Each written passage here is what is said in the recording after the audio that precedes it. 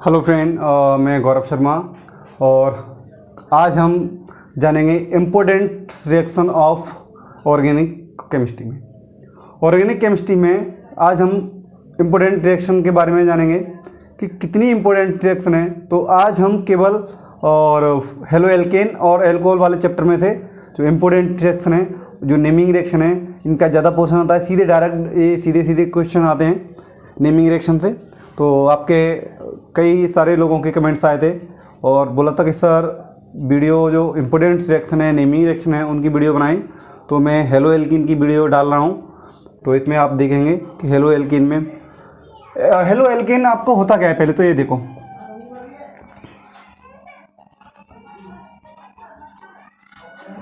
Hello alkene क्या होता है।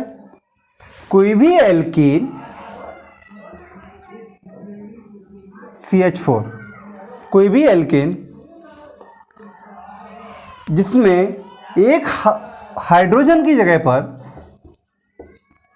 इसका एक हाइड्रोजन है, इस हाइड्रोजन की जगह पर एक कोई हेलोजन एटम लग जाए तो इसको बोलते हैं हेलो एल्केन। इसी के साथ इस चैप्टर का नेम है halo alkane, hello arene. Hello arene क्या होते हैं? कोई एरोमेटिक कंपाउंड, आपका कोई एरोमेटिक कंपाउंड है, इस एरोमेटिक कंपाउंड जैसे आपकी बेंजीन है, इस पर आपका कोई हेलोजन एटम जुड़ जाए तो इसको बोलेंगे हेलो एरीन। ठीक है। तो हेलो एल्केन का इसमें आपकी फर्स्ट रिएक्शन होती है कि हेलो एल्केन का हम फॉर्मेशन किस तरीके से कर सकते हैं। हेलो एल्केन का फॉर्मेशन किस तरीके से कर सकते हैं? तो इसमें फर्स्ट मेथड है आपका एल्कोहल से। एल्कोहल से कैसे करेंगे? एल्कोहल आपका क्या होता है? ROH होता है। जब इसकी रिएक्शन कराते हैं HCl के साथ में, यानी हाइड्रोजन हैलाइड, हाइड्रोजन हैलाइड के साथ में हम इसकी रिएक्शन कराएंगे तो ये किसकी प्रेजेंस में होती है? ZnCl2 की प्रेजेंस में होती है। और आपका क्या बनता है? आपकी एल्किल हेलो एल्केन बनती है, प्लस आपका वाटर रिमूव होता है। फर्स्ट इंपोर्टेंट रिएक्शन आपकी है। इसके बाद जो आपकी रिएक्शन आती है, ये रिएक्शन जो मैं आपको बताने जा रहा हूं, ये आपको रिएक्शन 3 चैप्टरों में मिलती है। ये आपको हेलो एल्केन में मिलेगी, ये आपको एल्कोहल वाले चैप्टर में मिलेगी, यही रिएक्शन आपको P ब्लॉक में भी मिलेगी। यानी 3 चैप्टरों में ये रिएक्शन आ रही है। तो इसको आपको अच्छे से देखना है, अच्छे से समझना होगा कि इसकी रिएक्शन क्या होती हैं। बहुत ही इंपॉर्टेंट रिएक्शन है। अगर आप एल्कोहल की रिएक्शन कराते हो PCl3 यानी PX3, कोई भी फॉस्फोरस का ट्राईहेलाइड है, उसके साथ इसकी आप रिएक्शन कराते हो तो इससे जो प्रोडक्ट क्या बनता है? इससे आपका एल्किल हैलाइड बनेगा। एक तो आपका एल्किल हैलाइड बनेगा, RX, कोई भी कंपाउंड है RX बनेगा। दूसरा इससे क्या बनेगा? दूसरा इसके साथ बनता है फॉस्फोरिक एसिड, H3PO3 बनता है। ये बहुत ही इंपॉर्टेंट रिएक्शन है।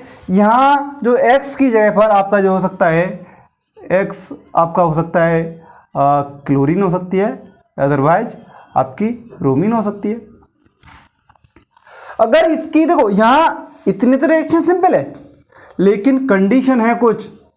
अगर एल्कोहल की रिएक्शन, वही फॉस्फोरस का ये भी हैलाइड है और फॉस्फोरस का ये भी हैलाइड है, लेकिन यहाँ आपका फॉस्फोरस ट्राई हैलाइड है, यहाँ फॉस्फोरस आपका पेंटा हैलाइड है। जब फॉस्फोरस पेंटा हैलाइड की इसके साथ रिएक्शन कराते हैं तो आपका कंपाउंड क्या बनता है? कंपाउंड आपका एल्किल हैलाइड बनता है, प्लस आपका फॉस्फोरिल क्लोराइड बनता है, प्लस आपकी जो यहाँ से आपकी जो गैस बनती है वो आपकी गैस बनती है HCl। यानी जब PCl3 के साथ रिएक्शन कराते हैं तो H3PO3 बनता है, और जब PCl5 की रिएक्शन कराते हैं तो POCl3 बनता है। ये बहुत ही इंपॉर्टेंट रिएक्शन है इस चैप्टर की, क्योंकि ये आपकी रिएक्शन एल्कोहल वाले चैप्टर में भी आती है, P ब्लॉक में भी आती है, और जब हेलो एल्केन बनता है तो हेलो एल्केन में भी हमें इसको पढ़ना पड़ता है। बहुत ही इंपॉर्टेंट रिएक्शन है। इसके बाद आपकी एक और मेन रिएक्शन है, वो है आपकी जब एल्कोहल की रिएक्शन कराते हैं हम थायोनिल क्लोराइड से, तो आपका क्या बनता है, आपकी हेलो एल्कीन बनेगी प्लस आपकी SO2 गैस बनती है प्लस आपका HCl बनता है। ये आपकी रिएक्शन होती है। इसके बाद इस चैप्टर में है कुछ नेमिंग रिएक्शन, जैसे फिंकल-स्टील रिएक्शन, स्वार्ट रिएक्शन और सेंडमायर रिएक्शन, बुर्ज रिएक्शन, बुर्ज-फिटिंग रिएक्शन। ये आपकी इस चैप्टर में रिएक्शन है, नेमिंग रिएक्शन है, इनके बारे में जानेंगे। जो नेमिंग रिएक्शन है उनका बहुत ज़्यादा पोर्शन आता है। इससे फर्स्ट वाली आपकी फर्स्ट आती है फिंकल-स्टील रिएक्शन। फिंकल-स्टील रिएक्शन में क्या होता है, फिंकल-स्टील रिएक्शन में जब एल्किल हैलाइड की, आपका कोई एल्किल हैलाइड है, जब किसी एल्किल हैलाइड की रिएक्शन कराते हैं सोडियम आयोडाइड के साथ, सोडियम आयोडाइड, पोटेशियम आयोडाइड है ना, इसके आयोडाइड के साथ कराते हैं, तो इससे हैलाइड का एक्सचेंज हो जाता है, एक्सचेंज ऑफ हैलाइड। इस रिएक्शन का, फिंकल-स्टील रिएक्शन का, किसी भी रिएक्शन में हैलाइड एक्सचेंज करने के लिए हम यूज करते हैं। तो यहाँ पर जो आपका रिएक्शन हो जाएगी आपकी R आयोडीन और प्लस आपका हो जाएगा NaX। इस हम रिएक्शन का यूज करते हैं हैलाइड एक्सचेंज के लिए। दूसरी रिएक्शन आती है स्वार्ट रिएक्शन। स्वार्ट रिएक्शन भी आपके हैलाइड एक्सचेंज के लिए है। CH3Br plus EgF। Sword reaction भी हैलाइड एक्सचेंज के लिए है, लेकिन इस रिएक्शन जब एल्किल हैलाइड की रिएक्शन कराते हैं सिल्वर फ्लोराइड के साथ में, तो सिल्वर फ्लोराइड के साथ में इससे आपका एल्किल फ्लोराइड फॉर्म होता है CH3F प्लस EgBr। यानी एल्किल फ्लोराइड फॉर्म करने के लिए आपको स्वार्ट रिएक्शन की ज़रूरत होती है। स्वार्ट रिएक्शन होता क्या है, किसी एल्किल हैलाइड की रिएक्शन कराते हैं मेटल फ्लोराइड के साथ में, तो वहाँ पे आपको एल्किल फ्लोराइड फॉर्म होता है। इसके बाद आती है आपकी सेंडमायर रिएक्शन। तो सेंडमायर रिएक्शन में क्या होता है, जो आपकी प्राइमरी एमीन होती है, प्राइमरी एमीन एरोमेटिक, यहाँ पर आपका NH2 अटैच है एक कार्बन से, तो आपकी जो प्राइमरी एमीन होती है इसकी रिएक्शन करवाते हैं सोडियम एमीन के साथ, इसकी रिएक्शन करवाते हैं हाइड्रोजन हैलाइड की प्रेजेंस में। तो आपका क्या होता है, आपका जो प्रोडक्ट बनता है वो पहले तो आपको डाईएजोनियम सॉल्ट बनता है, डाईएजोनियम सॉल्ट आपकी बेंजीन रिंग। अब ये डाईएजोनियम सॉल्ट क्या होता है, इस डाईएजोनियम जो सॉल्ट होता है,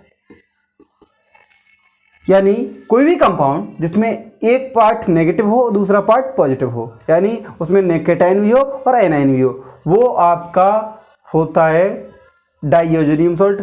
डाईएजोनियम सॉल्ट बोलता है जब इसकी रिएक्शन हम करा देते हैं Cu2H2 क्यूप्रिक हैलाइड के साथ में, तो आपकी हेलो एरीन फॉर्म होती है।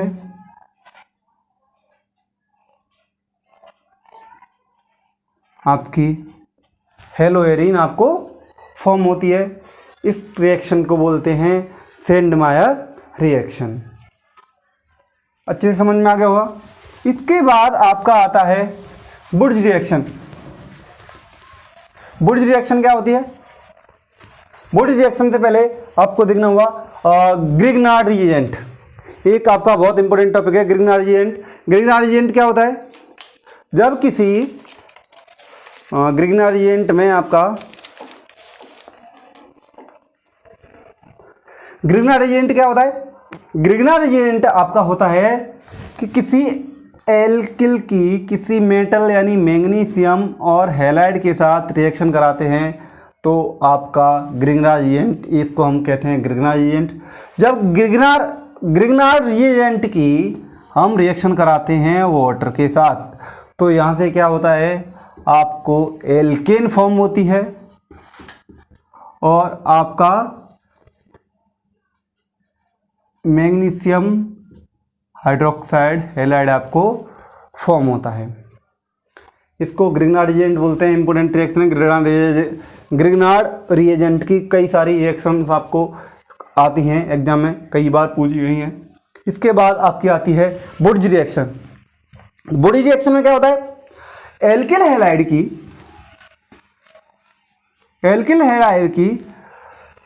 रिएक्शन कराते हैं हम, किसके साथ कराते हैं, एल्किल हैलाइड की रिएक्शन कराते हैं हम सोडियम के साथ, प्रेजेंस ऑफ ड्राई ईथर, शुष्क ईथर, इसके साथ रिएक्शन कराते हैं तो आपको आपकी एल्केन फॉर्म होती है और आपका सॉल्ट फॉर्म होता है NaX। इसके हमने ट्वाइस मोल ले लिए, इसके भी हमने ट्वाइस मोल ले लिए, तो यहाँ भी आपका ये ट्वाइस मोल हो जाएंगे। बहुत ही इंपॉर्टेंट रिएक्शन है। एक क्वेश्चन आपका यहाँ से बनता है, आपकी NCERT में साथ क्वेश्चन भी है कि एल्किल ग्रिग्नार्ड रिएजेंट की हम मॉइस्चर की एब्सेंस में रिएक्शन क्यों कराते हैं, क्योंकि ग्रिग्नार्ड रिएजेंट मॉइस्चर से जल्दी से रिएक्ट करके आपकी एल्केन फॉर्म करता है। इसलिए ग्रिग्नार्ड रिएजेंट से फॉर्म करते समय वहाँ पर मॉइस्चर नहीं होनी चाहिए जब ग्रिग्नार्ड रिएजेंट का फॉर्मेशन करते हैं। इसके बाद आपकी आती है Friedel craft reaction. Friedel craft reaction में क्या होता है, हेलो एल्कीन की जब रिएक्शन कराते हैं हम किसी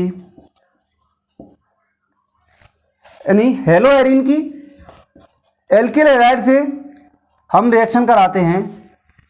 ये आपकी जो रिएक्शन होती है वो एनहाइड्रस एल्यूमिनियम क्लोराइड की प्रेजेंस में होती है, AlCl3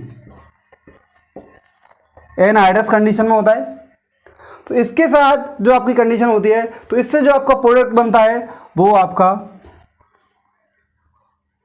एक तो आपका ये प्रोडक्ट बनता है, एक तो आपका क्लोरीन आपका इधर है और एक आपका CH3 ये आपका ऑर्थो पोजीशन पे लगता है, और दूसरा जो आपका प्रोडक्ट बनता है वो आपका CH3 है, वो आपका पैरा पोजीशन पर लगता है इधर CH3। ठीक है, ये जो आपका प्रोडक्ट होता है वो माइनर होता है और ये आपका मेजर होता है, यानी लार्ज अमाउंट बनता है, ये स्टेबल होता है, इसकी परसेंटेज ज़्यादा होती है। क्यों, क्योंकि यहाँ पर स्टेरिक हिंड्रेंस होती है क्लोरीन और CH3 के बीच में, वो बहुत कम होती है, दोनों मॉलिक्यूल अपोजिट साइड होते हैं। यहाँ स्टेरिक हिंड्रेंस की वजह से ये मॉलिक्यूल दूर दूर चले जाते हैं, इसलिए ये आपका मोर ऑर्थो पैरा पोजीशन का जो कंपाउंड है आपका मोर स्टेबल होता है। इसके बाद इस चैप्टर में एक मेन रिएक्शन और हो जाती है, वो आपकी है फिटिंग रिएक्शन। अब बात करते हैं, एक इंपॉर्टेंट रिएक्शन है फिटिंग रिएक्शन। फिटिंग रिएक्शन क्या होती है, जब आप किसी हेलो एरीन की रिएक्शन करवाते हैं सोडियम के साथ में, तो यहाँ से ये भी होती है आपकी ड्राई ईथर की प्रेजेंस में, तो आपका क्या प्रोडक्ट बनता है, आपका जो प्रोडक्ट बनता है वो आपका बाइफेनिल प्रोडक्ट फॉर्म हो जाता है।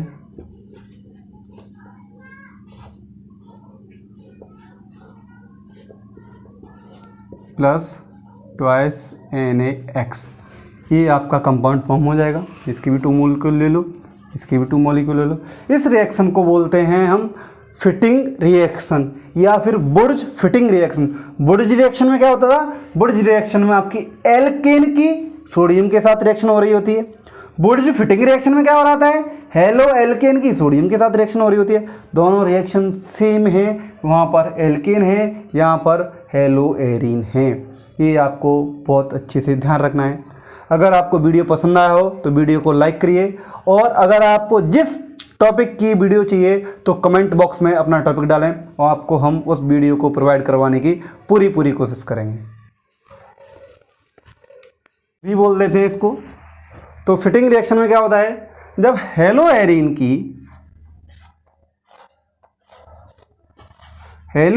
की हम रिएक्शन कराते हैं सोडियम के साथ में, तो आपका क्या प्रोडक्ट बनता है, ये भी आपकी ड्राई ईथर की प्रेजेंस में होती है।